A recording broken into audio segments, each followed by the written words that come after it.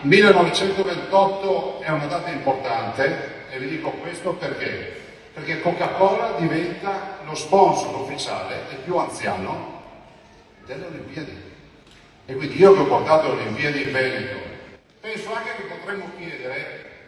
che l'area fan delle Olimpiadi non la dovete fare solo in Lombardia, la dovete fare qui a Verona. Quindi ci aspettiamo che durante le Olimpiadi, che avranno 3 miliardi e mezzo di cittadini del mondo che ci vedranno, che vi vedranno, che avranno 2 milioni di visitatori che arriveranno qui, che ci daranno almeno 5 miliardi e 300 milioni di euro di PIL, devono avere l'area fan di Coca-Cola per coloro che non hanno i soldi per comprarsi il biglietto, ma hanno diritto di vedere le Olimpiadi.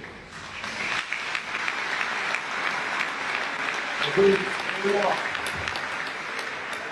spero che questo lo si possa fare, anche perché noi consegniamo al mondo intero un teatro iconico che ha 2000 anni di storia, che è l'Arena di Verona, ma gliela consegniamo, e questo è un grande valore per un'azienda sensibile come Coca-Cola, gliela consegniamo in virtù di un investimento di 20 milioni di euro, anche questa è Legacy Olimpiadi, gliela consegniamo totalmente accessibile. E quindi sarebbe una bella idea che le Olimpiadi, le Paralimpiadi, diventino, diciamo, la nostra legacy anche per quello che riguarda il sociale, l'organizzazione dei territori, insomma tutto quello che possiamo fare in un percorso assieme a tutti.